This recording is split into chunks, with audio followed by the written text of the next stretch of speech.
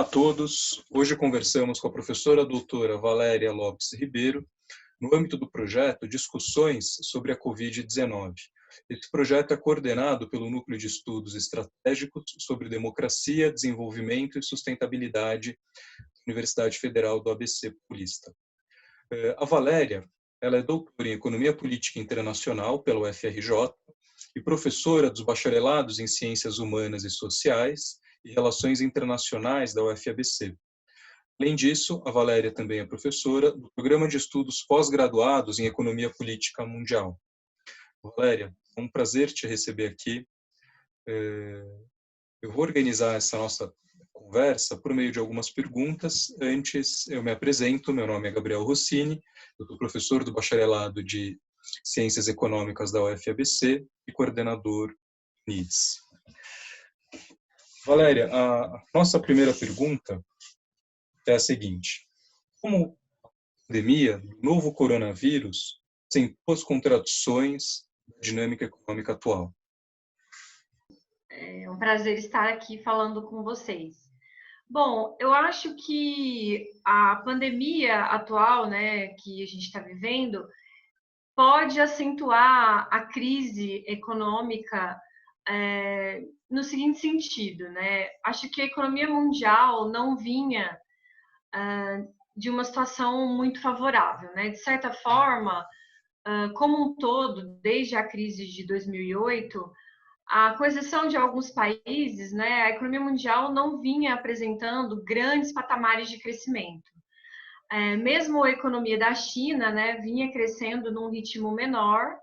A economia americana apresentava alguma recuperação, mas não num patamar muito elevado. E países, né, do sul global, como o Brasil, ou mesmo dos BRICS, como Rússia, vinham apresentando taxas de crescimento não muito elevadas.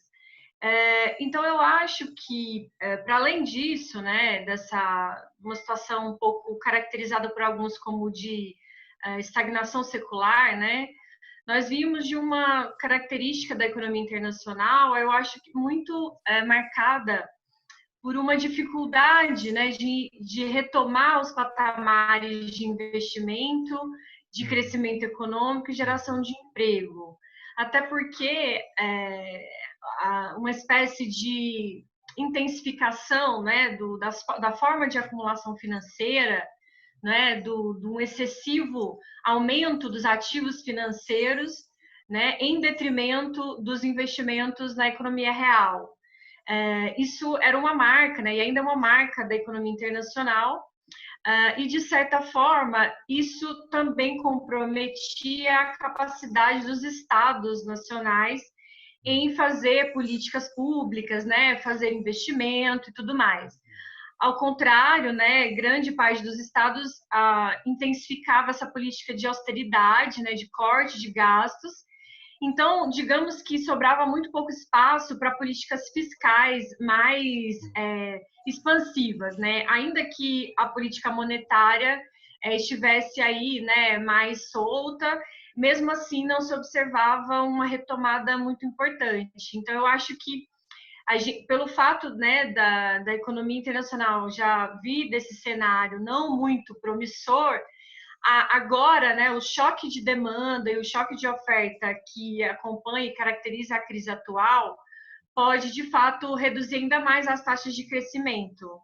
Então, eu acho que isso vai exigir muito mais esforços, né, do ponto de vista dos estados, para tentar sair, né, minimizar os efeitos da crise. Ótimo, Valéria. A pergunta que temos a seguir, ela diz respeito à China, não é? E a pergunta é: por que a China, né, ou como a China conseguiu controlar a expansão do novo coronavírus? Então, a China, né, de certa forma, ela, ainda que integrada nessa economia internacional, né, e do ponto de vista do comércio e até, em alguma medida, das finanças, a China vinha tentando superar essa conjuntura justamente através de um forte papel do Estado. Então, mesmo crescendo menos, né, o país conseguia investir, gerar emprego e, de uma certa forma, se colocar um pouco numa lógica diferente dessa lógica, né, da austeridade e da hegemonia do capital financeiro.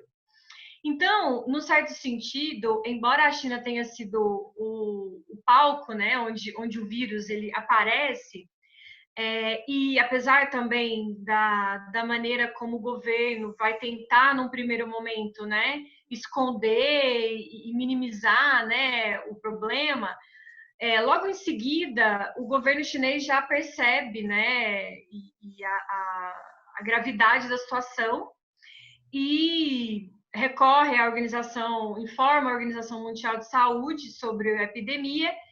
E a partir dos primeiros casos já começa, né, toda uma articulação do Estado voltada para o combate e a contenção da expansão do vírus.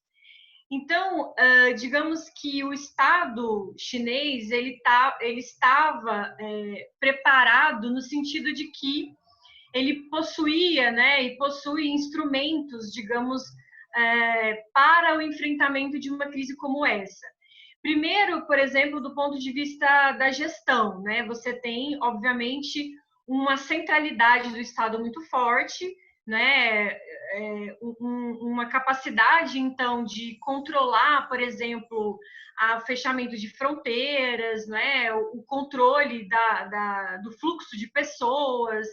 Então, eu acho que isso fez com que, muito rapidamente, a China conseguisse adotar medidas que foram bem-sucedidas no sentido de conter a expansão do vírus, né? Então, além disso, o Estado chinês ele possui uma capacidade muito maior de investimento, né? Então, por exemplo, os chineses eles conseguiram muito rapidamente disponibilizar uma quantidade muito grande de testes para serem realizados, né? Junto à população e aqueles que apresentavam sintomas. Houve toda uma coordenação, então, no sentido de enfrentamento, também através da construção de hospitais, né, de leitos adicionais. Então, foi criada toda uma estratégia que envolveu, né, essa gestão da crise. Então, por exemplo, através do fechamento da cidade de Wuhan, né, o controle do fluxo de pessoas e de tráfego. Então, isso foi implementado de uma forma muito eficaz. Também uma difusão da informação, né, com relação aos riscos do contágio. E também essa possibilidade de realização de testes e de investimento na oferta de saúde para todos, né? Então, esse esforço conjunto do governo chinês, ele foi fazendo com que o vírus fosse sendo contido dentro da China e não se espalhasse, né? De forma que, em meados de março, já a curva de contágio na China já foi se estabilizando, né? E o número de mortos foi diminuindo. Então, agora, mais recentemente, a cidade de Wuhan foi liberada, eles saíram do lockdown. Claro que possivelmente com retomadas, né, eventuais e enfrentamento também de contágios vindo de fora.